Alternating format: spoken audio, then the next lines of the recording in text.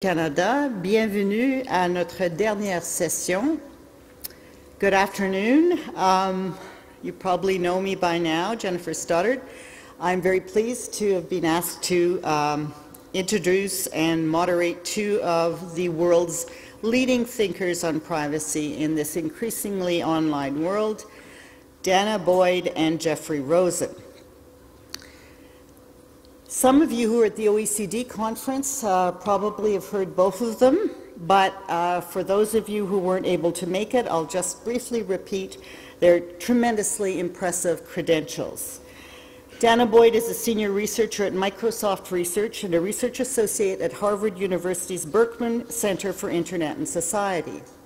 She's a member of the first generation to grow up online. She's taken that experience, combined it with a tremendous sense of curiosity, a brilliant mind, and a knack for questioning conventional wisdom to bring forward new ways of understanding the evolution of privacy concepts. And she's attracted a growing list of accolades. A few years ago, the Financial Times dubbed her the High Priestess of Internet Friendship.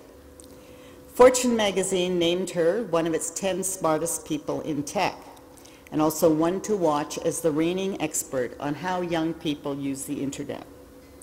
And one of the technology researchers in my office made me promise to come home with her autograph. Let me tell you, I already have it. Dr. Boyd is also the author of a forthcoming book exploring myths about teens and social networking. She said that the young people she meets through her research thinks that she's an old lady. Wow. I would say that she brings some fresh, youthful insights into the ongoing discourse about privacy. She's been, I think, personally hugely important in correcting the notion that privacy is somehow irrelevant and unknown to a younger generation. So this afternoon, she will share some thoughts on rapidly transforming social norms and privacy and how they can inform the efforts to develop law and policy. So as a regulator, I take heart from one of Dana's key messages, that young people do, in fact, care very deeply about privacy, despite what their elders may think. So she'll speak to you as a keynote speaker in a moment. But first, I want to introduce you to Jeffrey Rosen, who probably, too, at this point needs no introduction if you saw the last plenary before lunch on le droit à l'oubli. Briefly, he's an academic, a commentator whose powerful intellectual curiosity has also led him to make an exceptional contribution to the international privacy dialogue. He's a professor of law at the George Washington University, different university, and legal affairs editor of the New Republic. And on a personal note, some of you may have heard this story, it was Jeffrey Rosen who first piqued my interest in privacy issues in the spring of 2000 when I happened upon a New York Times magazine article he'd written about the erosion of privacy in the digital age. His analysis was compelling, frightening, and enlightening. I had the great privilege of participating in a panel discussion as well as hearing his views recently on le droit à l'oubli. Clearly, Professor Rosen's familiarity with the cultural context of privacy norms is impressive. So just to let you know how things will unfold over the next hour or so, this is going to be a combination standing, sitting, and roaming around session.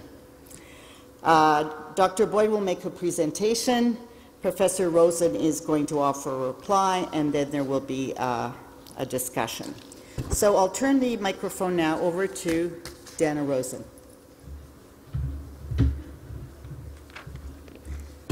Good afternoon. Thank you so much for sticking around to listen to my talk.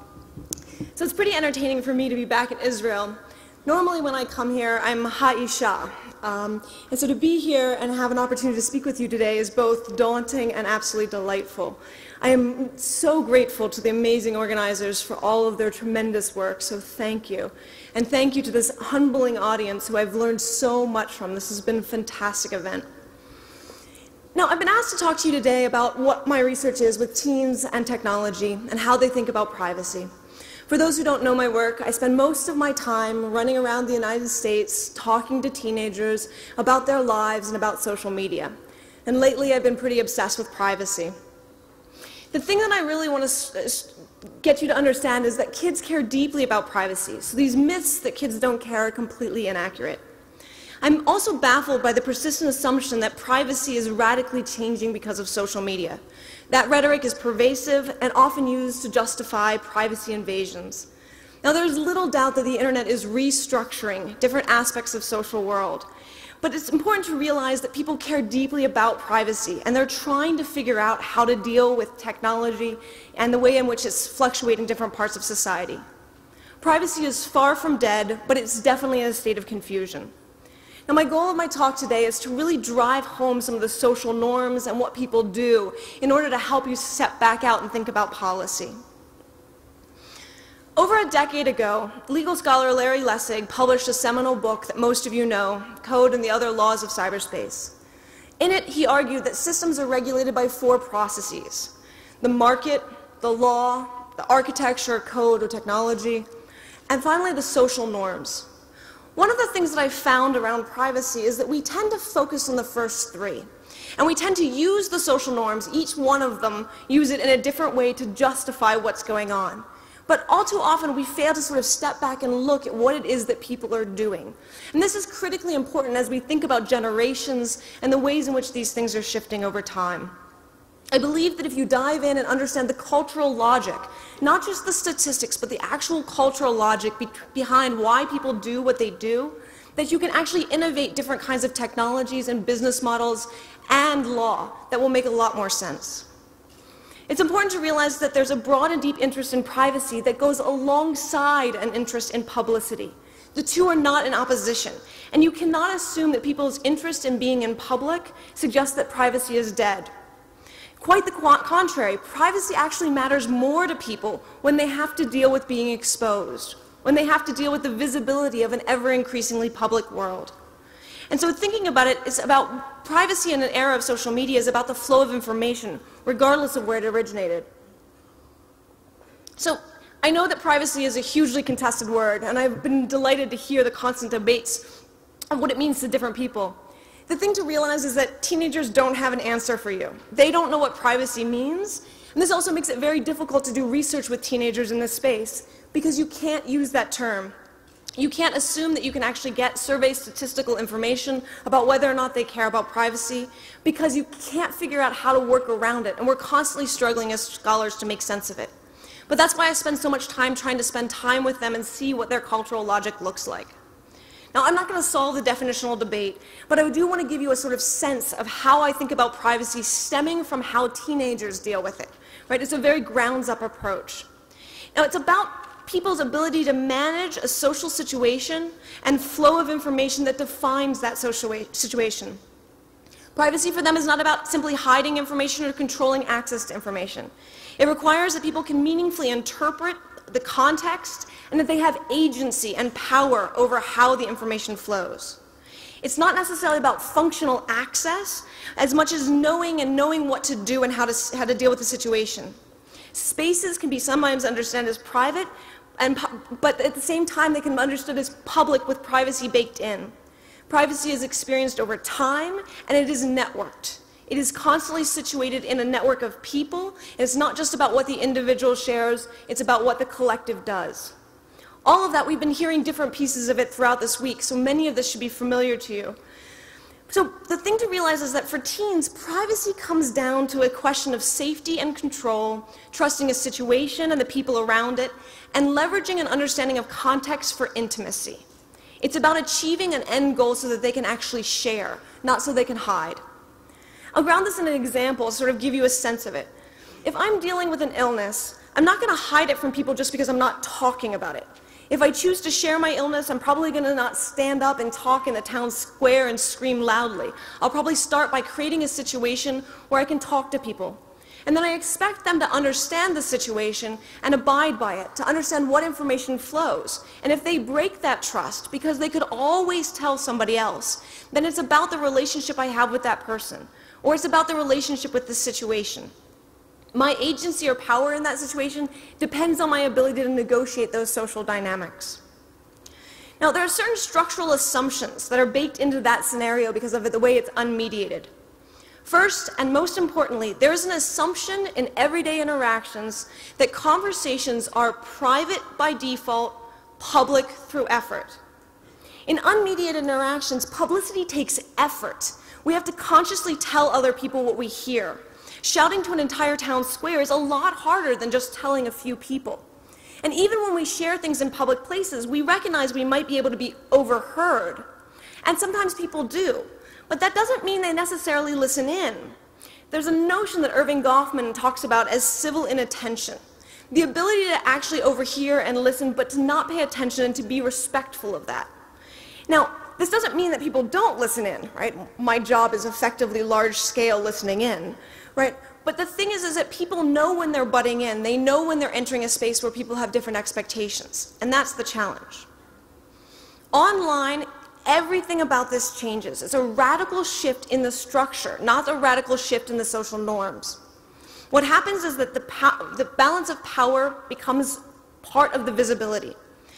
In opposition to sort of public spaces in unmediated places, interactions online are public by default, private through effort, the exact opposite of what we're used to. There's no equivalent to a cafe where you can have a private conversation in a public place. Your conversations are always overheard, whether it's by the people that you care about or by the system itself. They're persistent, they're searchable, they're easily spreadable. Online, we have to put effort into limiting how far information flows. We have to consciously act to curb visibility. This runs counter to any experience that we may have had in physical spaces. And it's important to realize that this generation of teens is growing up with this as part of their public place. This is what they have to negotiate. So when people participate online, they don't choose what to publicize. They choose what to limit others from seeing. Offline, it takes effort to get something to be seen. Online, it takes effort for things not to be seen. That's why it appears like so much is more public, because it ends up being so simply through interactions. And one of the things that I hear from teenagers all the time is that it's public by default, private when necessary. So they make moves to make things private when they feel as though they have to lock something down, rather than making moves to make something highly public. And part of it is that it's a lot harder to make things private. So you have to make a choice of saying, is it worth the effort to make this particular thing private? And that's a lot of the calculation that goes on. So rather than the calculation of what will cost to make something public, it's a calculation of what it will cost to make it private. Now, of course, teens have no clue how their interactions in aggregate can be used to make assumptions about them. But I would also argue that none of you calculate who to talk to in the halls based on how a surveillance algorithm might interpret your social network and report it back to your boss. We're constantly having to think about how this is getting reworked by technology, but the fundamental goals are still the same. So let's talk a little bit about what teenagers are doing and how they think about their engagement of Facebook and other social media, because that's a lot of what is happening to give it sort of a ground into it all. Now, many of you may have an account on Facebook. My guess is you probably don't use it the same way your kids do, or many of the teens that I get to see. And I'm also going to give you a sense of what's going on with Facebook that is a more broader picture than what your kids do, because there's a lot of variations across place. Keep in mind that for teenagers, Facebook is a place where they can gather, where they can hang out, they can joke around, they can gossip, flirt. It's a social place. It's much like what you think of when you go to a pub, or when you think about your childhood where you were in a mall or a different kind of public place. That's what Facebook and other forms of social media have become for teenagers. Now, there's a lot of different ideas of what the norms are with Facebook, and they're constantly moving, and that's part of what I like, is to see these shifts. Now, right now, in a lot of teen circles, it's considered conceited if your primary Facebook photo is just of you. You put up photos with you with other people. Part of this came from a safety rhetoric, but is now part of the ways in which you mark yourself as social. There's also some other funny things that they do to Facebook that might be very odd. For example, if Facebook were to actually calculate how many siblings people had, you would think that they had 10, 20, 30 siblings on average. Why? Because teenagers list their closest and dearest friends as siblings, and the people that they respect as parents, not necessarily their actual parents. There's a lot of misinformation on Facebook, in part because it's part of the play, because they know that they're talking to their friends and they can see it. These are just some of the small ways in which they play with things, right? They like things when they want to sort of show that they're actually reading it, showing that they're paying attention. They comment when they think it's really important. And they play with the site as a part of the social process, and they're playing with it and evolving their play over time. Now, at this point on Facebook, there's a social expectation amongst teenagers that you friend everybody that you have ever known. Right? This is everybody from, summer camp back through the 3rd grade. This is everybody that you've met on a school outing. This is a broad collection of people, and this is what constitutes Facebook as their public. Now, there's just certain exceptions to this, right? Parents are really fraught. In certain communities, you friend all of your parents. In certain communities, you don't at all. There are also some really funny rules, because if you don't like somebody at school, you don't friend them. But if they friend you, you say yes, right? But most likely, neither of you, if you actually don't get along, are going to friend each other. So that's how we get some separation. There are all sorts of social taboos about who to friend and what not. But it's not so cleanly about strangers. Scary creepers, those you don't want to friend. But if your best friend starts dating somebody, you darn well better friend that person, regardless of whether or not you've met. Otherwise, you're saying you don't support the relationship, right? So we see all of these constantly in flux elements, and adults are a really funny form in this, because there are different rules about whether to friend adults or not, and they're getting increasingly complex. One of the things that I'm seeing this fall that I find really interesting is the ways in which sports recruiters are friending kids on Facebook, and the ways in which kids feel as though they have to be friends with those recruiters or those college admissions officers to show that they're serious. This, by the way, is how teenagers are showing their content to a lot of colleges without even realizing it. So what has become is that Facebook is for everybody. It means it's their entire social world. It's not necessarily everybody across all space and all time, but it's everybody that matters.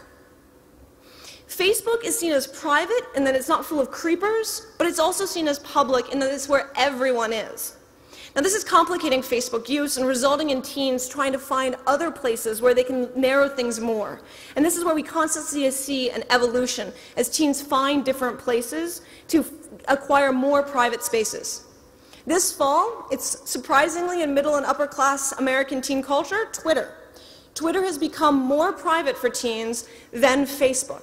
And one of the phrases that I heard from a teen, which I think is delightful, is Facebook is like shouting in a crowd, and Twitter is like speaking in a room. Right? They lock it down, they make protected accounts, but they know that they can go there and they don't have to follow everyone, whereas there's a social expectation on Facebook right now that you do. And the lack of reciprocity is actually a delightful thing. Now, of course, this is going to change shortly, right? The moment their parents get onto Twitter, the moment their parents pressure them to be friends, we're going to see a change in Twitter as well. But we see these constant moves as teens try to seek a private place, even in this public ecology of technology. Now, there's the other thing to realize is that these public sites aren't the only technologies that young people use. Text messaging is huge, and over again you will hear from teens that they turn to texting when they want one-to-one interactions, right? When they want something that's truly private, because Facebook doesn't afford that. That doesn't mean that they're not talking on Facebook chat or via private messages, but they really feel like texting is the private space. So given this landscape, what is it that teens are using the highly public Facebook for? You come to a conference in part to learn, but also to see and be seen. You have small chat with people who seem interesting, you catch up with old friends, and sure, you may have snuck off to a private room, and had private conversations here at this conference, but by and large, you're out in receptions talking to people, meeting people, and possibly being overheard. And being a part of that social environment is very important to you, personally and professionally. This is called social grooming. This is a way where we reach out and say, I like you too. We make FaceTime, we build social ties. Right? That's all a critical process of sociality. For teenagers, Facebook has become the mega conference reception. Right? They know that their friends are going to be there. They show up because they have an opportunity to interact. They feel as though they have to be there or they're going to be left out, like many of you felt like you had to be here. And they gab with one another, both in ways which is really about sharing information and in ways that is somewhat performative. Right? They're there to see and be seen. And in that way, it's a very similar dynamic to what we're so used to in physical public spaces. But of course, what makes it different is this dynamic of the public by default, private through effort. And to keep in mind also that for a lot of teenagers, they don't have other public spaces that they can simply go to, especially in the United States, where there's a lot of limitations into the places. So these technologies have started to serve as the places where they can go that look a lot like this for you. Now, at this conference, you might be talking to someone in this reception, but that doesn't mean that your content of your conversation is broadcast on the speakers for everyone to hear, let alone provided for you on a USB drive for you to take home. But what happens with Facebook and for teens is that that's a lot of the dynamic. Everything is being seen. All of these things are broadcast to everybody that matters to them. And when they say they want privacy in Facebook, they don't mean just lock down privacy for one-to-one or content that's totally controlled. They want what you take for granted when you come together in public spaces. They want the ability to just hang out and socialize without it going down on their permanent record in that particular kind of way. They want the ability to interact without having to think about data mining algorithms that optimally choose what they will see. And they want to take it a moment of just lightening their load. Keep in mind that school is a highly fraught place to socialize, one that they try to. Facebook is the place where they go to when they go home. One of the ways in which I think about this is through the framework of celebrity. There's a huge difference between how we experience public spaces and how celebrities like someone like Angelina Jolie experience public spaces. Some of you have entourages and security, but I doubt that many of you have trouble going into a public place and having dinner, right? You don't have these giggling fans always surrounding you. But when you talk to celebrities, what you find from them is that it's not the fans that bother them. It's the constant paparazzi. It's the idea that people feel as though they have the right to know and are always in your face, taking pictures, trying to control the situation. For some, it pushes them completely over the edge. We've seen countless public breakdowns of celebrities. Others, and quite a few of them, seem to move to France, putting everything out in public. And she sort of laughed back and she said, no, no, no, no, no. The more that I put out in public, the more privacy I get to maintain. And we see that often with celebrities, where the more they put out there, the more they get to control what matters to them. But there are always limits, and Angelina is a great test case of this. There was a point in which she wanted privacy where people still wanted to lurk in, namely when she started having children. And what happened is that the paparazzi became so intense, and she couldn't avoid it. And in one situation, her brother went and visited her, and when he came back from LA, he was surrounded by paparazzi, who nearly run him off the road. And she sold the photos of her children in order to get him out of the constant frame of the paparazzi. The fact that teenagers are actually experiencing a muted form of this celebrity lifestyle should worry us. Everything they say, everything they do is not only read by their close friends, but by all of the people who hold power over them, all of the people that feel they have the right to know what's going on in their lives. Whether it's the future colleges, whether it's the companies, whether it's their parents, they're constantly surveilled in a state of paparazzi feelings. And they're trying to figure out how to deal with it, right? They're figuring out how to deal with adults. They're figuring out new strategies. And they don't even necessarily know all of the audiences that they have to make sense of. They're focusing on the ones that are extremely visible to them because it's really important to them. They want that kind of control, but they don't even know what it means yet. So they deal with the anxieties of surveillance because they want the opportunities to interact. Teens are fully aware of how difficult achieving privacy is. Many complain nonstop about the lack of privacy they have at home.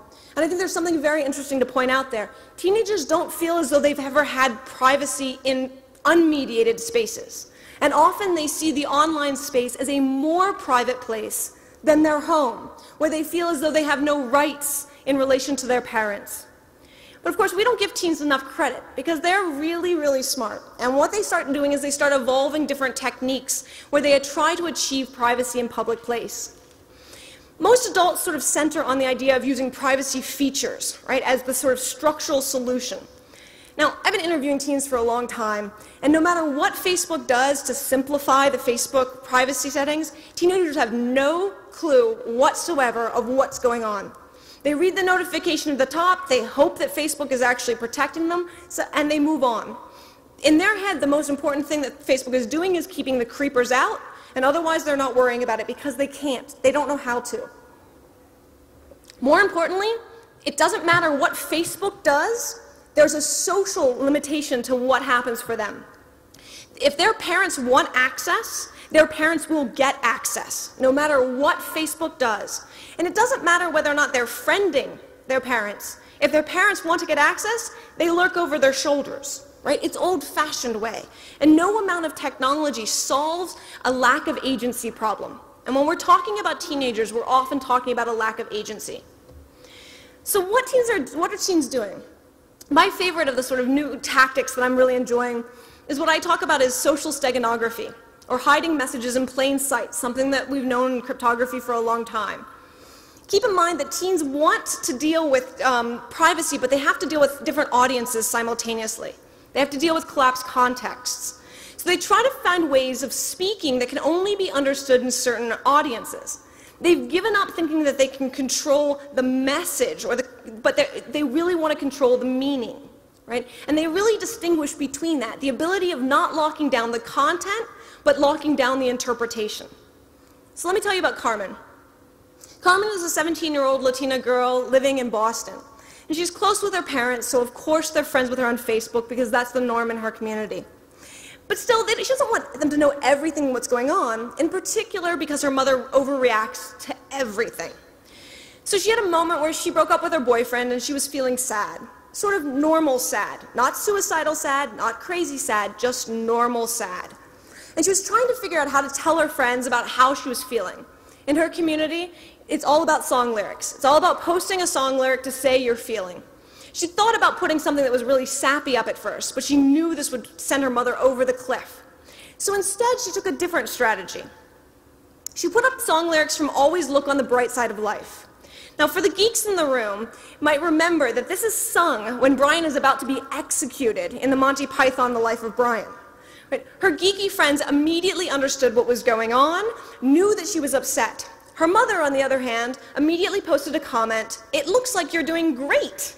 Her friends did not comment after this and called her, right? This is a way in which she's sort of hiding different information in public to be interpreted by friends. One of the things that I sort of find fascinating in the sort of 5 years that I've been doing this is that when I was looking at MySpace messages with teenagers, I could decode almost all of them. I could understand generally what was going on, and I could learn a lot about a teenager from their MySpace. Today, when I go through a Facebook with a teen, I have no clue what on earth is going on. I need to actually get their interpretation of it, and I get to hear these stories and I realize how much information is being said to one another without anybody understanding what's going on. Now, not all teens understand what's happening, and there's a lot of really complicated ways in which they misinterpret things that are happening. So this is a technique, but not one that's necessarily foolproof. So I met a 17-year-old Kelly who was really unhappy about her relationship, and she didn't have the nerve to actually break up with the boy. So her strategy was that she was going to write really sort of depressing posts on Facebook until he would realize that she was super depressed and would be okay with her breaking up with him. Now, how this is a good strategy, I'm not sure, but she was going for it. The problem is that she started putting up more and more emo lyrics. And all of a sudden, a girl in her class that she didn't know very well decided that she needed a suicide watch, right? Had totally misinterpreted what was going on, and Kelly was deeply frustrated, right? So just because this content is happening doesn't mean that teens understand what's happening all the time. And a lot of it really is about the closer friends. There's all sorts of in-joking going on, all sorts of ways of interpreting and misinterpreting, and that is now part of the dialogue. Things get a lot trickier when we start to think about adults misinterpreting content, right? And this is where things get really problematic.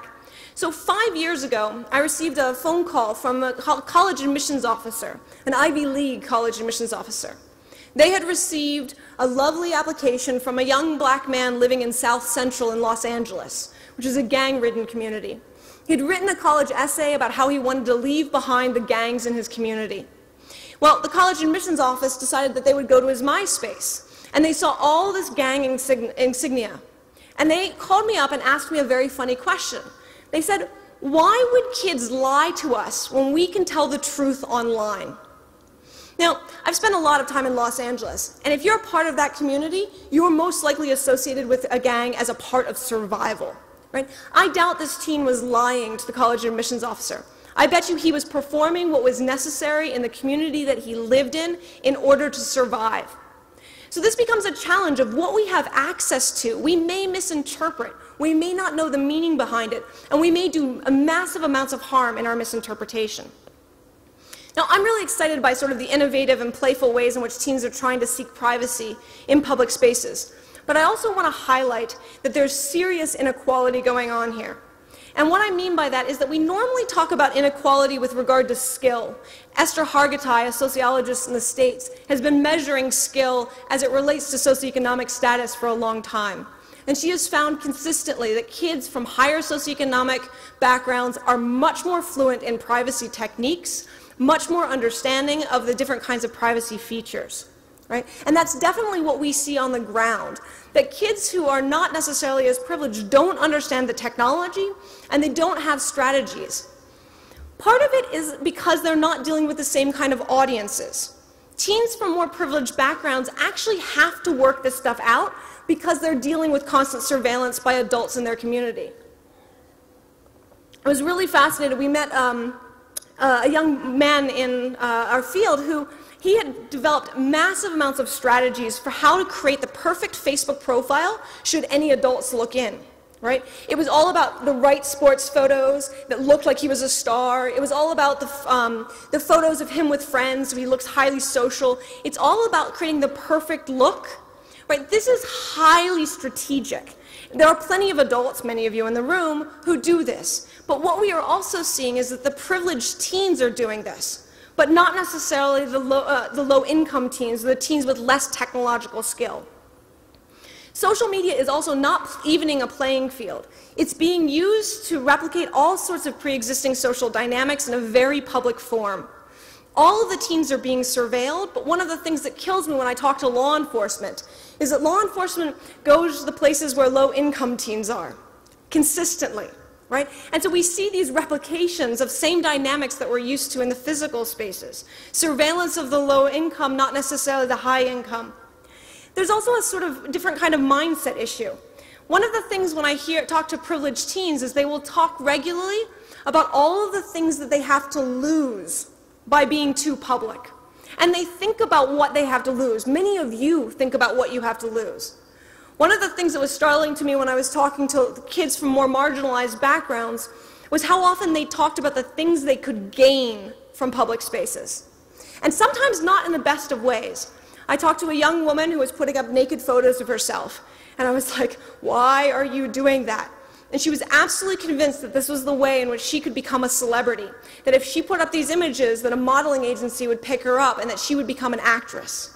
Right? So their understanding of these dynamics are not necessarily always healthy, but they're part of that kind of strategy. Keep also in mind that in an era of reality TV, in an era of celebrity culture, it's not surprising that kids without a lot of opportunity are looking to the possible, sort of $1 million out. And that's a lot of how they think about some of the publicity of really deeply problematic dynamics. So we've got these different inflections that play out, heavily inflected by socioeconomic background, but also about people's own experiences.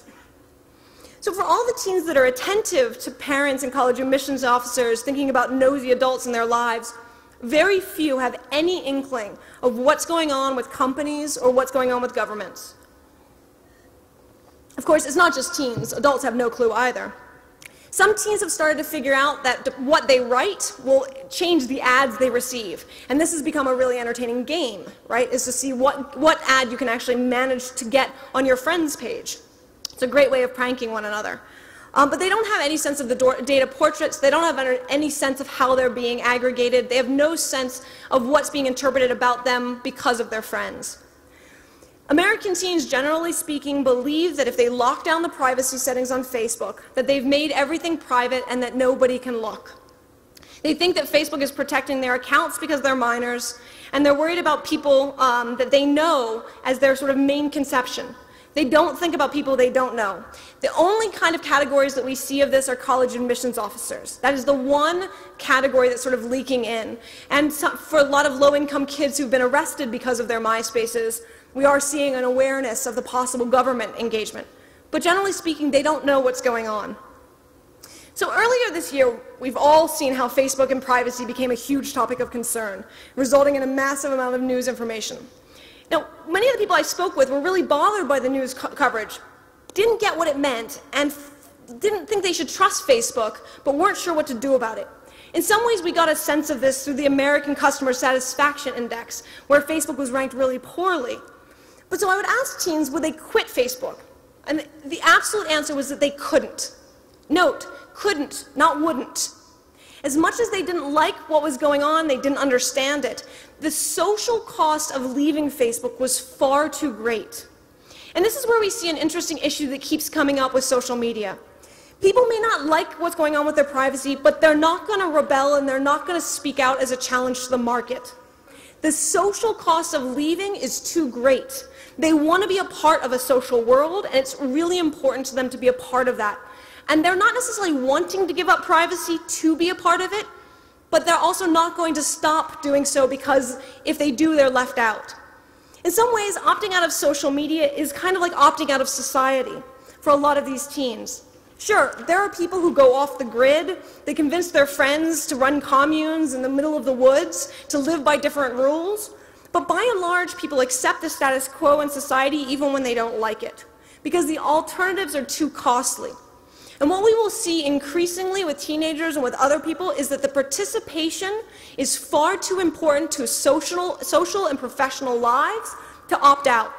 So we cannot rely on people speaking up to say that this isn't okay. All of this is happening because privacy and sociality are tightly entwined with social media. Participation isn't necessarily a choice, and part of what makes it even trickier is that even if you think you can opt out of a technology, your friends will bring you into it, right? With MySpace, friends created profiles for their friends. They didn't create them themselves. I found that only about 30% of the kids I interviewed in the first wave had created their own profile. They were created by their friends. In Facebook, we see this as kids being tagged, content being added, putting up photos of your friends. We don't necessarily have complete control over what's going on. All too often with conversations about privacy, we focus on the individual. But in an era of social media, in an era of user-generated content, privacy can't be understood in terms of the individual.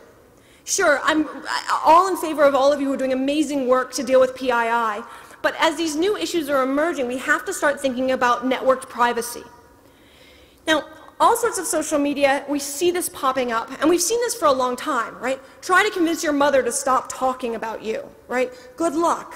You know, the thing also is, imagine if you actually heard all the things your mother would say. Half the time they're inaccurate, right? Your mother wants to brag to her friends about all of the great things you do, and you would be really embarrassed. You'd be even more embarrassed if that litany of your mother's idea was what was sent to your employer of what you did, right? And this becomes really tricky in terms of online environments and is becoming more messy. I am delighted by mommy bloggers really exposing what it means to be pregnant, to have children, and the challenges there. I'm a little petrified of how we've watched kids, at 7 years old now, where every poop has been recorded, right? I'm not sure they're going to be excited when they're teenagers to see this kind of documentation. Part of those network norms is that network dynamics is that we haven't stabilized norms. People are disagreeing regularly with what should be put up. Right? They're trying to untag themselves on Facebook. They're like, that picture makes me look ugly. They don't know how to work this out at a social level, and most of this will have to happen at a social level. But those network dynamics show us the complexity of what's going on in terms of privacy. There's another element here, which is the relational privacy. Not only are people finding their digital personas connected to all these sort of people, but they're finding themselves defined by the people that they know. Right? And so you become not just what you put up yourself, but what your friends say about you and how this can be turned into an algorithmic persona. Even if you're not on the social sites, right? You become the amalgamation of your friends. And it's a big challenge here of how you actually think about how you relate to people and what the costs are for you. And what it means to necessarily leave one community that you are a part of and enter another community becomes increasingly difficult. Now, the market is increasingly using amazing data mining and machine learning techniques to develop complex models about people and their networks. And over the next decade, I expect to see these to become tremendously powerful. But they're boiling people down to obfuscated data points. right? And average people have no idea what goes into their data portrait. They have no idea what's being said about them by all the people around them. And while this kind of work has amazing potential for innovation, it presents new challenges for privacy. What's at stake is not just about personally identifiable information. It's about how algorithms judge people and define the social situation and all of the challenges of personalization. Personalization is being used to differentiate people. It's also being used to reinforce social divides. It's being used to reinforce what you see depending on people like you, which at one hand is really exciting because you get things that are more relevant. On the other hand, we're starting to see really interesting biases where people from certain backgrounds see certain content and not others. So this becomes extremely challenging to think about what we do inside of these embedded networks. So this is where you, as regulators, have a very difficult challenge, right? People care about privacy. They care about it while they are engaging publicly. They're going to increasingly care about it, and they're going to increasingly share information. The two are not in opposition. And the information that they share will get them increasingly boxed in and algorithmicized. But they're sharing for good reasons. They're sharing as for social good. And the social value of sharing is extremely important. So the solutions cannot focus on people not sharing, at least not in the social realm. We can't tell people to shut up and disengage. That's telling them to opt out of society. They're going to continue to put this material out there so that they can gain social good from it. And they're not going to rise up and challenge institutions. But that doesn't mean that we don't have an interesting and difficult road ahead for us. And I think a lot of our road ahead is to figure out what we do in light of the fact that they care about privacy and care about sharing. So from my perspective, here's sort of 4 things that I think of as really important for all of you to think through, at least at the first stage. We need tools that allow people to make wise decisions. We need to offer control and transparency around data and information flows. We need to emphasize opt-in over opt-out models, especially when it involves increased visibility. And we need to focus on curtailing how things can be used, not necessarily how they're collected. People make mistakes all the time, thinking they understand the social context in which they're operating. Much of this can be solved by providing tools that allow people to understand and fully grok what they're doing. Facebook has come a long way in trying to provide people with feedback about what's available to whom, but it's still bloody confusing. Part of the challenge is that people don't think like computers. Computationally, we're used to thinking of access control lists and groups. But telling people that content is available to friends or friends of friends is not going to allow them to build accurate models and understand the situation. I was talking with a teen girl about her privacy settings, which were mostly set to friends of friends. In her mind, she wanted people that her friends trusted to see photos and updates because she really liked the opportunity, just like she liked meeting new friends through her friends. I asked her if her mother was was able to see this content, and she was like, of course not. She was absolutely horrified that I asked that question. But I noticed on her profile that she was friends with her aunt. And so I looked at her aunt's profile, and sure enough, her aunt was friends with her mother. And I pointed out to her that under the model that she had sort of accepted, her mother was a friend of a friend. This was deeply upsetting to her because she didn't conceive of that. Because when we think of friend, we think about personal contacts. We don't think about the structures of how computers build this out. We need innovation that finds new ways of being able to look out over a crowd and have a sense of who can see what and how content flows.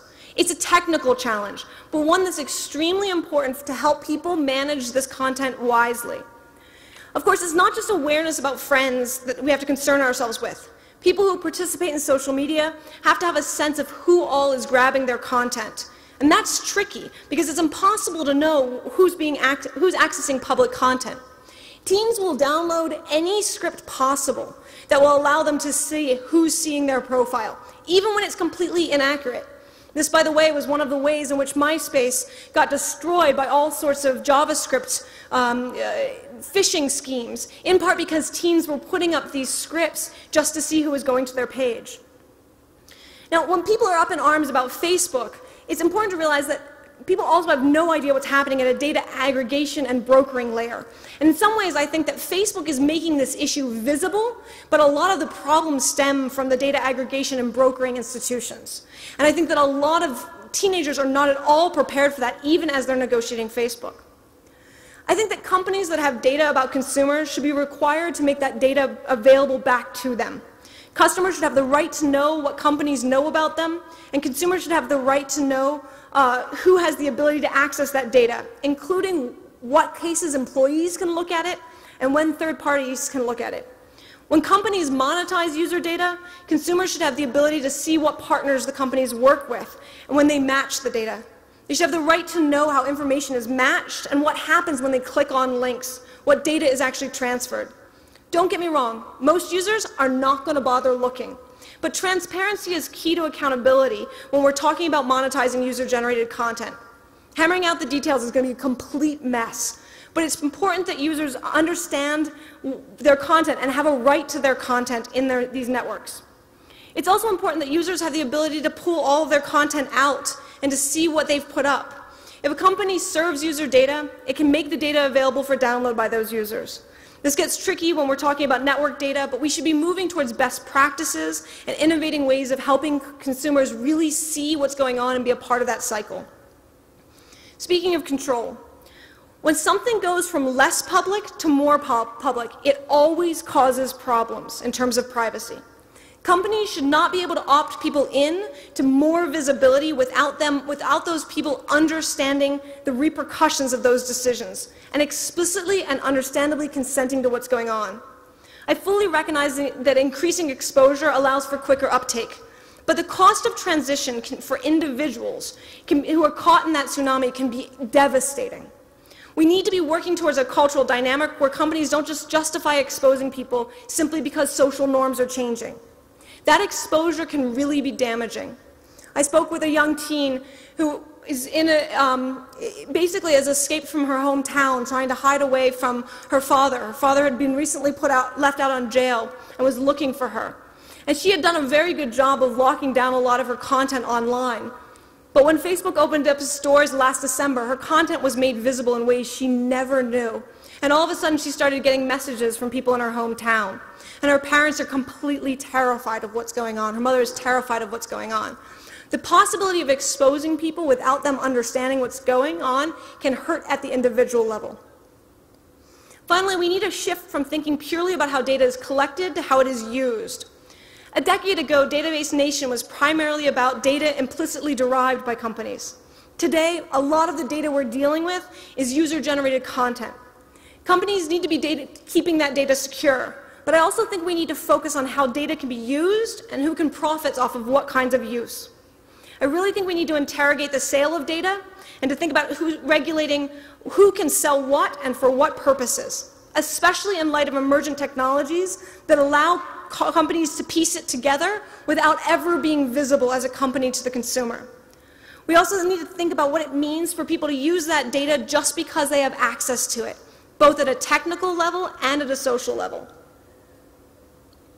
Consider the case of employment.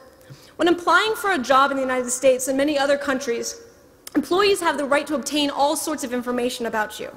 And some of it you don't have control over. They can fact-check things, but they tell you when they're actually going through these processes. But what's more devastating is when you walk into an interview, they can see a lot of information about you. I can't hide the fact that I'm female. I can't hide a rough guess of my age. I can't hide information about my race, right?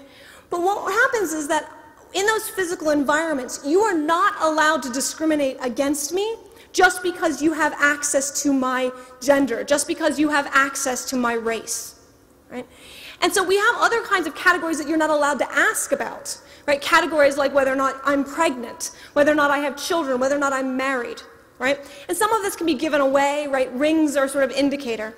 But what happens online is when people are engaging in these social environments, they give a lot of that data away for totally different reasons. They give it away because they want their family to see their kids' photos, right? So why should employers be able to use that to discriminate just because they have access to it?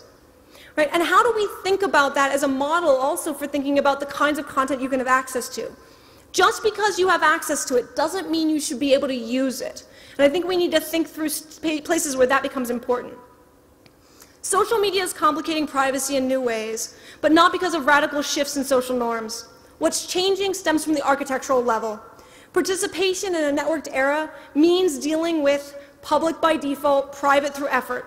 People are going to make an effort to try to keep personal and intimate information so as to not be embarrassed or vulnerable. But a lot of the derived information, they have no idea what's going on. We're not there at a point where people have a model for thinking about it, about what an algorithmic society looks like. But we need to work towards that model so that people can be part of this process. We definitely need protections, but we also need innovation. We need transparency. It's important that those who profit off of data help people understand what's going on so that they can start developing norms to live in a healthy way. And when we talk about innovation, we don't want to just think about legal or business or technological innovation. We need to put the structures in place to allow people to innovate as part of the process. People care about privacy. That's not going to go away.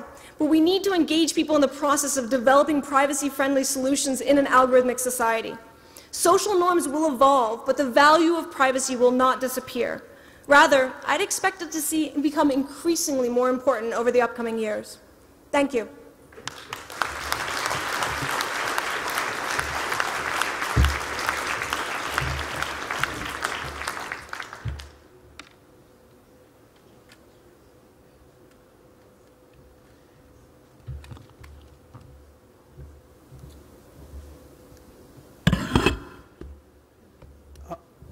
It is a great honor to be here today, ladies and gentlemen. I have learned so much from Dana and from all of you over the course of this remarkable conference. And I know since the hour is late, the finish line and the cocktail hour are approaching. I will not delight you too much at the moment, but just introduce one thought in reaction to Dana's powerful argument that privacy norms should inform regulation.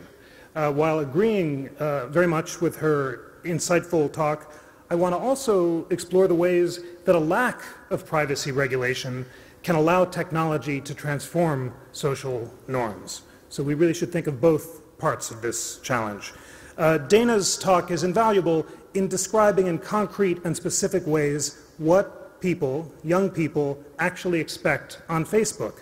And the details of her talk, the fact that people think that Twitter is more private than Facebook, that it's considered conceited not to post 2 pictures of yourself, that people who are friends call themselves siblings. All of this is important for us as citizens and privacy regulators to understand, because you cannot construct regulations that are not attentive to people's actual social expectations. So I think her work is extremely useful in this regard.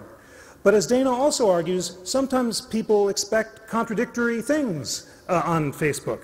They want to expose themselves, but they want to control the conditions of their own exposure. They want privacy, as she said, but they also want to share. And there are many instances where those impulses are contradictory. The young woman who thought that by posting naked pictures she could be a model can hardly be shocked and appalled when years later her pictures are accessed not by a potential modeling agency, but by a human resource agency and some less racy employer. And at that point, law may be powerless to give her the sense of control, the unrealistic sense of control that she wants. And in that sense, a law, a regulatory structure that purely focuses on tracking norms, that emphasizes only the values that Dana mentioned at the end of her talk, opt-in versus opt-out, transparency, regulation of use rather than collection, will not adequately protect the values of privacy and dignity that all of us as citizens, as Facebook users, and as regulators insist on. So that's why I want to explore with you just two concrete examples where regulation or the lack of regulation has actually transformed social norms. And in particular, I want to begin with an example which seems to me unusually useful because it sets out the problem so clearly. This is the example of the naked machine versus the blob machine. All right, so those of you who came from the US may have gone through a backscatter machine at Dulles or National Airport, and some of you who came into Israel, and apparently all of us who are leaving Israel, will go through these machines. I began writing about these machines in the early 2000s. I think it was around 2002.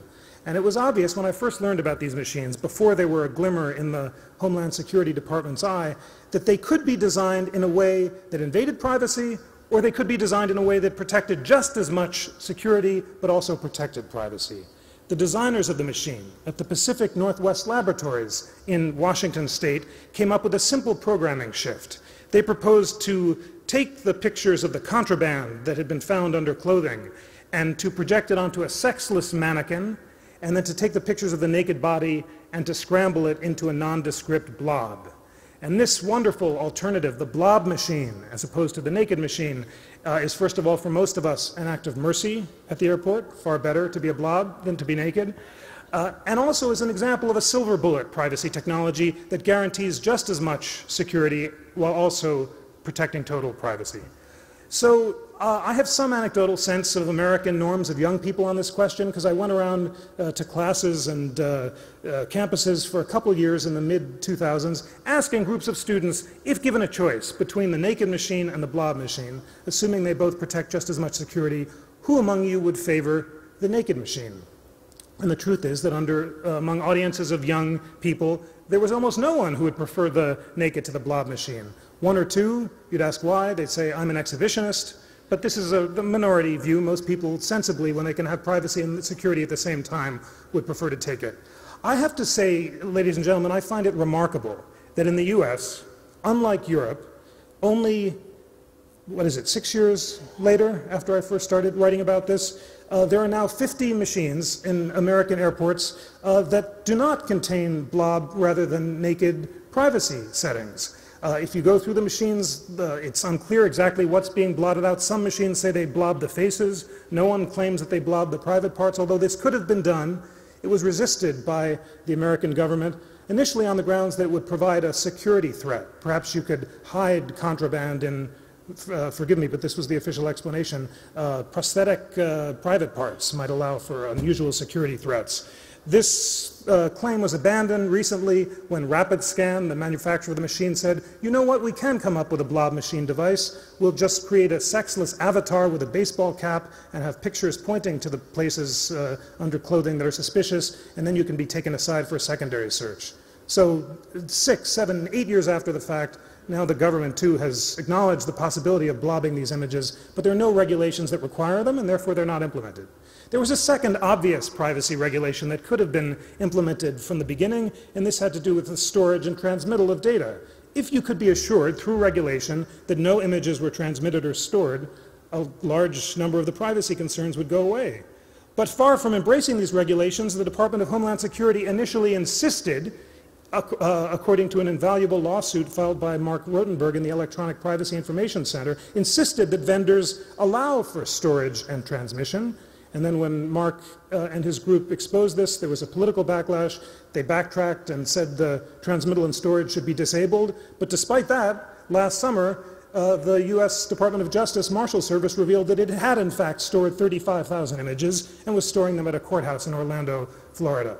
So this is frustrating because it's just an example of an unnecessary failure of regulation that allowed the imposition of a badly designed, unnecessarily invasive technology that could have been designed in a way that avoided all of these problems.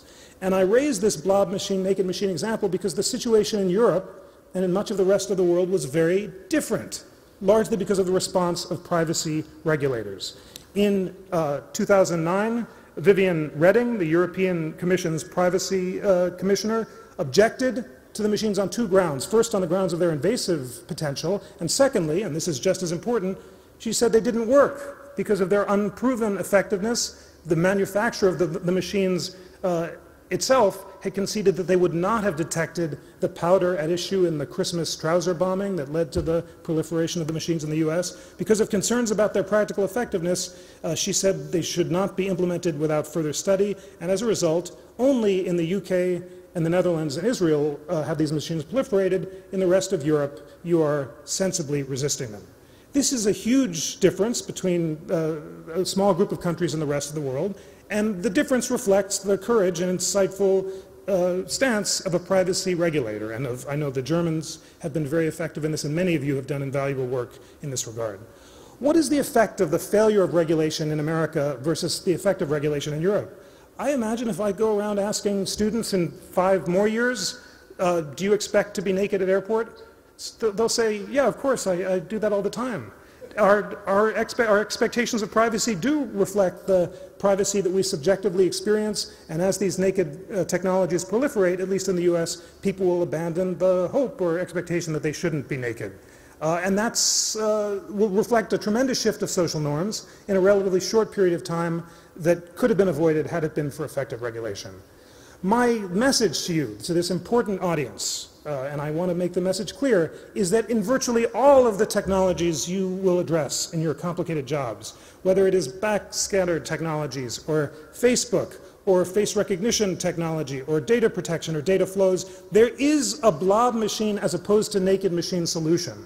It's possible to imagine a sensible combination of regulations as Ann Cavoukian so powerfully reminds us, of privacy by design that in many cases can embed a sensible balance into the code or technologies themselves. But these regulations will not be adopted on their own, and often legislators will not adopt them, technologists will not adopt them, and the courts will not impose them, because these tend to be bodies that follow norms, that follow public opinions. You as regulators have a unique opportunity and duty to impose these sensible regulations, even in the face of public opinion in some cases, as in the body scanners situation, where 80% of the public was clamoring for them, although on reflection, if given the blob as an alternative, they might have felt differently. This is why Dana's Facebook talk is so important, because she's saying it's really not a binary choice. We heard several times at this conference some representatives from Facebook saying, well, it's just a choice. You know, if you choose to come on, you take the consequences, and otherwise you don't have to use us. Facebook is the equivalent of a fifth utility. It's not an option, as Dana said, for many kids in certain demographics not to be on it, and merely to say either you give up everything and you have to expect that everything you put on might become totally public, or you are a hermit and don't participate. It's not a meaningful choice. To guarantee a meaningful choice, it takes sensible regulations of the kind that you can impose in order to preserve the sensible expectations that people actually have. I think one more example, if you'll allow me, because I'm interested in this. What will be the future of face recognition technology and anonymity in public spaces? So I learned recently from my friends at Google that they had decided not to impose on Google as a default app a face recognition technology that will allow anyone to take a cell phone picture of me, I don't know, in the old city yesterday at the Western Wall, and then plug this picture of me into Google, identify a tagged picture of me, and identify me at the Western Wall, ending my expectation of anonymity in public. But although Google has sensibly been slow to embrace this as a default app, it's coming. There's an Israeli company called Face.com, I think, that does a version of this, and I think none of us doubts that in 5 years these applications will be widespread. What choices will you face as regulators when someone sues and says that my expectation of anonymity in public is undermined by having been pictured and tagged in a photo and posted on the web? In the US, it'll be difficult to resist that because of our strong free speech tradition. In the European Union, as I'm just beginning to understand your law, there'd be a plausible case that this was personal data under the privacy directive. There'd be a question of whether the picture was posted for domestic reasons, or journalistic or artistic reasons, or for voyeuristic reasons.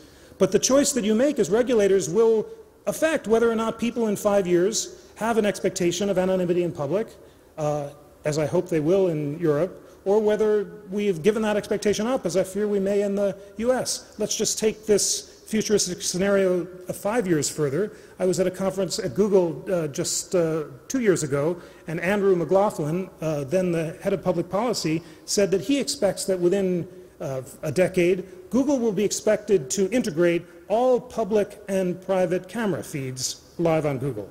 So CCTV cameras from the government, just to recognize that in addition to tracking public opinion, you really have a unique duty and opportunity to preserve fundamental values even in the face of public indifference. I can't come to Israel, to this historic city of Jerusalem, without sharing my little sprinkle, tiny little bit of Talmudic knowledge about privacy. Just this one beautiful doctrine that I used, which so inspired me when I began writing about privacy, and this is the Talmudic doctrine of hezek re'iyah, or the injury caused by seeing, the injury caused by being seen.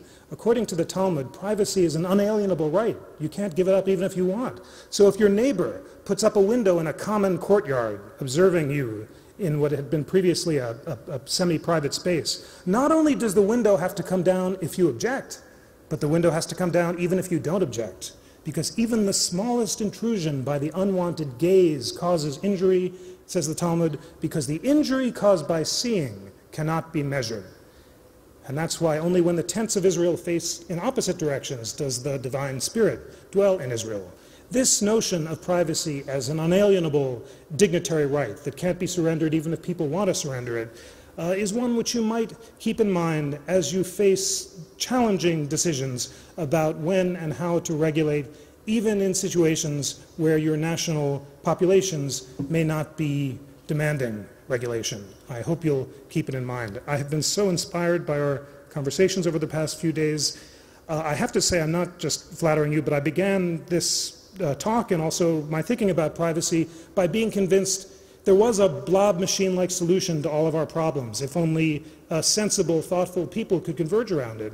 And I became pessimistic when I saw in cases like the backscanner debate that often legislatures, courts, technologists would not adopt it on their own. I do think that you as international privacy regulators have been able to adopt these sensible solutions and can do so in the future. And that's why I think you have a tremendous awesome responsibility. I hope you'll use it wisely. Ladies and gentlemen, my final thought, in addition to the thanks, is that in the end, the courts can't save us, technology cannot save us, legislatures can't save us. The only people who can save us, ladies and gentlemen, are international privacy regulators like you.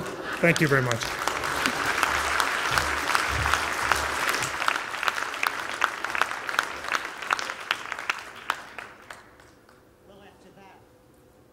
After hearing all that, let's say that if you folks ever get restless with academics, there's a lot of us that could find wonderful jobs for you as continual advisors to all the problems we face in our office. Thank you very much, both of you, for those presentations. And we now turn to a short period of discussion, short because the day is winding down. But I think Dana has some comments that she'd like to make on Jeffrey's presentation. Sure. First, I want to say thank you. That was absolutely delightful. One of the things I wanted to touch on is I think it's important, Jeff's point about silver bullet technology is important, because I don't think that there is a clean solution. And one of the challenges for me is to see how we sort of evolve around this and deal with it, as everybody in the room. But the other thing I think is important is that we have to think about how we evaluate the regulatory decisions that we put out there and find ways to iterate on them. One of the best things that technology does is that it iterates. And this is one of the delightful things about Web 2.0 era, is that constant iteration and that constant evolution. And I think that we need to bring that into our environment as well. And part of why I think about this is that I think of regulations that were well-intended and resulted in totally unexpected and unintended implementations. So in my world, one of the places where I deal with this is the Child's Online Privacy Protection Act, which I'm sure all of you know, the American COPPA, which of course got implemented by saying that with social media you had to be 13 plus to join, right? That became the functional implementation. What I ended up seeing in the field, which is even more disturbing, is that no one, and I mean no one, sees it as a privacy regulation unless you happen to work at a tech company or work in the government, right? That's not a good sign. What parents interpret it as is a safety regulations that tells them that this site is 13 plus appropriate or not. Right? Here's a regulation which did not actually achieve any of its goals, because what does it happen? Parents desperately want to control what it means to be a parent. They want their kids to have access to sites like Skype, so they teach them to lie about their age. Right? It's parents who teach kids to lie about their age. So as we think about these kinds of dynamics, we have to think about what's going to happen as they actually play out. And a lot of times, we can't imagine that future. And that's one of the challenges of the silver bullet solution. We don't know what it will actually play out. But we need to build systems in place where when we try something as technologists, as regulators, we have a way of actually iterating on it and looking back and being thoughtful about it, not just for politics' sake, but truly actually evaluating and making sense of whether or not it achieved our goals. Thank you. Is there anything you'd like to add, Jeffrey? Just a question for Dana, I guess. You notice that I kind of for better or for worse, avoided the Facebook problems that you so powerfully raised, because I wasn't sure there's a silver bullet solution here. There's the best one I came up with at the conference. My friend, the Japanese privacy commissioner, said in Japan they've really solved this problem to a great degree. Kids only use pseudonyms when on Facebook. And you never use your real name, and it's considered a huge leap of friendship when you actually tell someone else your pseudonym. But because it's never linked to the real name, you're never linked to the data. Could you imagine, Dana, norms evolving if people began to experience the dangers of exposure enough so that some kind of norm-based pseudonymous Facebook use in the West might arise?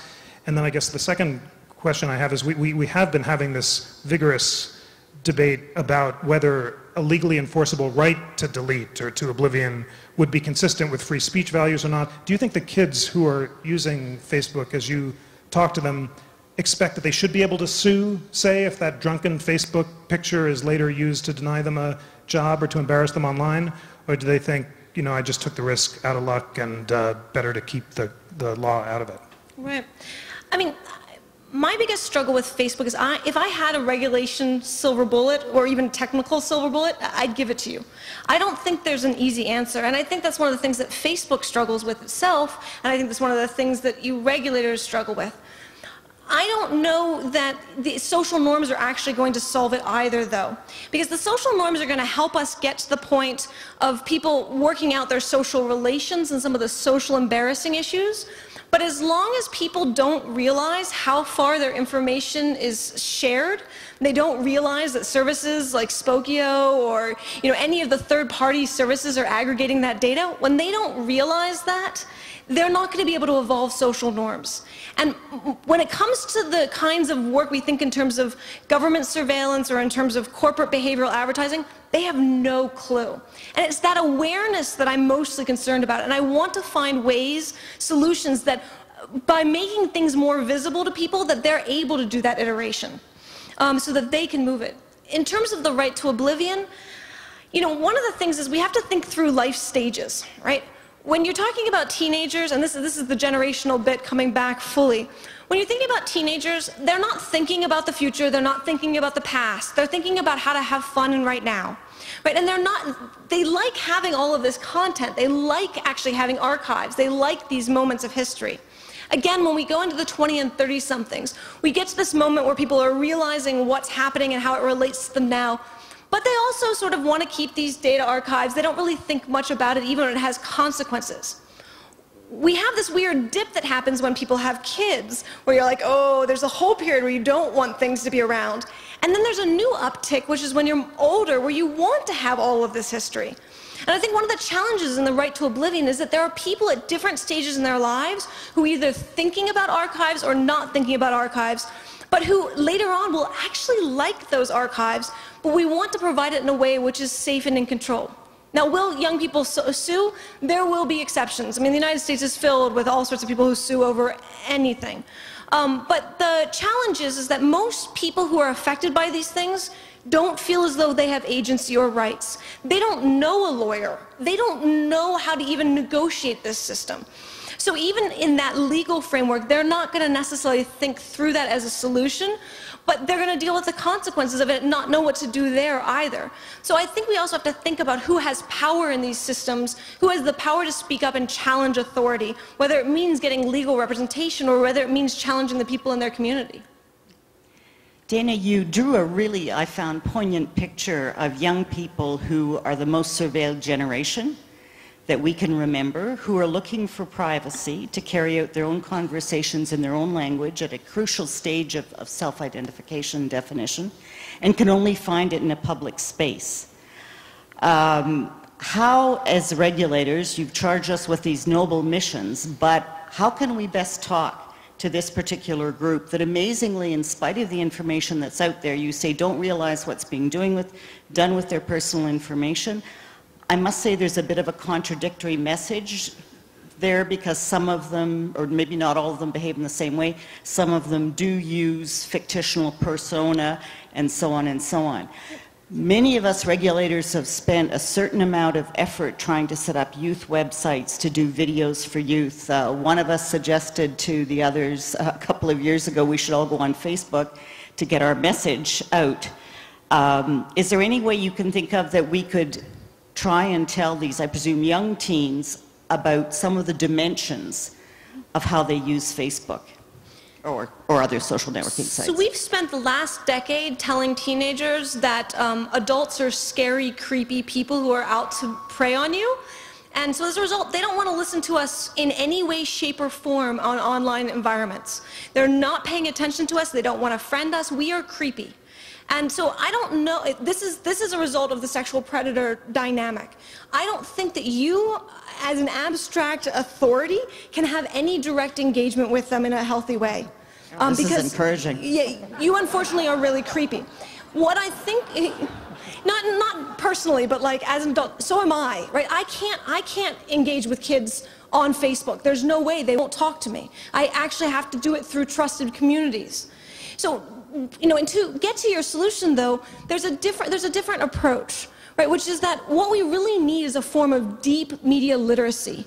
And this means at an educational level. And so what I would encourage you to do is figure out within each of your countries how you're working with your educational institutions so that the educators who are tasked with the job of helping young people come of age learn how to make sense of these spaces, that we think through educational paradigms that allow us to do this, because it's not going to happen through this abstract form. And it's a really hard task because we need to be training teachers. Teachers don't know how to do it either. But I fundamentally believe that this is a media literacy question, and one that cannot actually come by building it and they will come. Because if you build it, they won't come. We've done a good job of telling them not to. Okay, thanks. I think because this is such a fascinating conversation, yes, fortunately many of us are engaged with school boards, putting up material for educators and so on, and so we'll take heed of that. I think perhaps we have time for 5 more minutes because this is such an important and fascinating discussion. And I wonder if there's any questions from the floor. While people are thinking about questions they might want to pose to either of our panelists, could I ask you, Jeffrey, I was very interested in your presentation this afternoon as compared to the position that you rightly argued from your legal traditions point of view. And now this afternoon I hear you urging us to regulation, but not courts, not legislatures, because in many of our democratic countries they don't move very fast. So you're looking to what concretely in regulators' very down-to-earth terms? Soft law, guidance that you hope will be taken up if eventually there are court cases, but not all countries do as much litigation as the United States, so things are very long to be made into formal norms. I think in many cases the blob machine solution involves a kind of architecture by design encoding into the technology a sensible balance. So US regulators at the Department of Homeland Security could have required the blob machine rather than the naked machine. And that was a failure of leadership on everyone from the secretaries of Homeland Security on down not to have embraced the good rather than the bad technology. In the case of the Google face recognition 24/7 surveillance, I think you could say that at a certain point you can't integrate cameras and put them live. And that would also be a privacy by design solution. When it comes to Facebook, I have said that I think expiration dates for data are the solution. And I think, although the regulatory authority is different in Europe and the US, pressure on Facebook to make available forms of disappearing data and expiration dates, which would encode into the platform that option, are the solution. The reason that I don't think this is, you're right to press me on this, because I was, those of you who missed it, we had a vigorous American-French debate today about the right to oblivion, and Dr. Alec Turk of France was strongly arguing for an expansive legal right of oblivion, and I said that this would very much clash with rights of free expression and would be, the cure might be worse than the disease. I don't think it's inconsistent with that, because in each of these examples, the blob machine-like technology encoded into the architecture itself protects privacy, free speech, and security at the same time. By definition, these blob-like balances are sensible ways of accommodating the competing values that privacy protects. And that's why when I call on you as regulators, they're complicated and they're not always politically appealing, but they're sensible things that thoughtful people can actually impose through regulation. So that's what I think you should do, and please do it. Okay, well, thank you for those very practical observations. Yoram? Do you hear me? Yeah. I have a question, not as a data protection regulator, but as a father. I pass, and this is a question to Dana, I passed this process of cheating Facebook with my kid, with my daughter, which is 11 years old. So after she was the last one at class to have a Facebook account because her father is the data protection regulator, I consented that she will open an account. But before that, I passed her a test and I explained to her what are the risks, what should be done, what can be the outcomes, and then we went over the privacy setup of Facebook, and then I let her go into Facebook. So what should be the role of the parents with regard to those kind of issues? I think that parents can play an absolutely important part of this. One of the things I love is that the ways in which this plays out different in different cultures. So in Inuit culture, one of the things that's really fascinating is how you teach young people morals. And you do it by asking them questions that are really, really hard. So, your 7-year-old comes up to you and is really angry about, her baby brother being a pain, and you say, all right, well, why don't you kill him?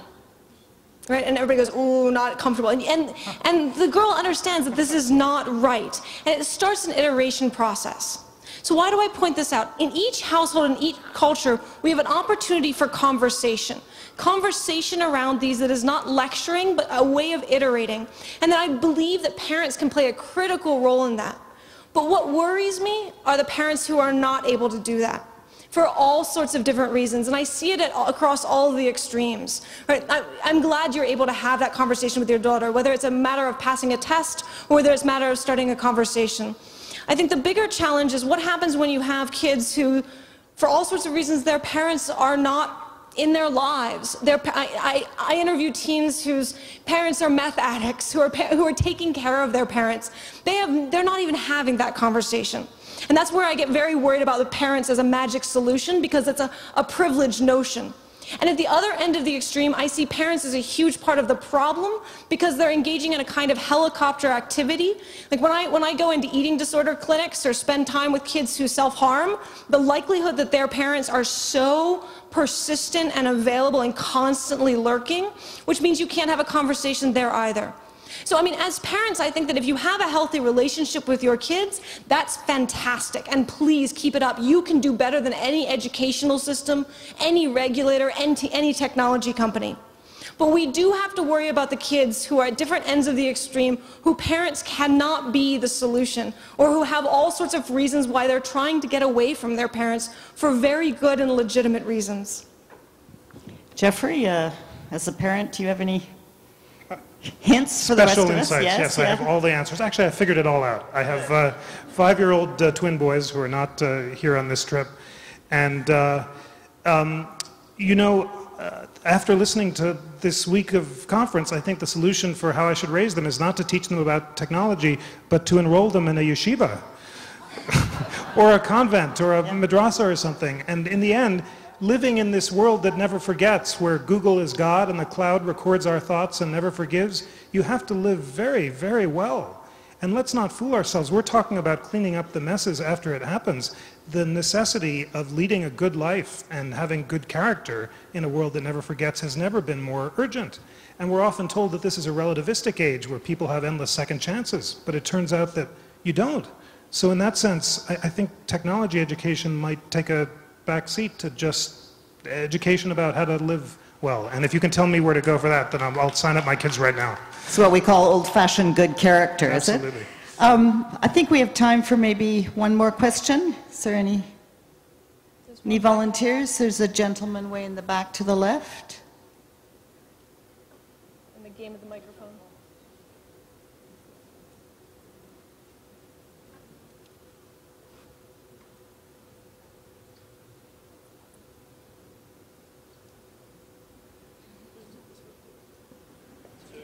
too.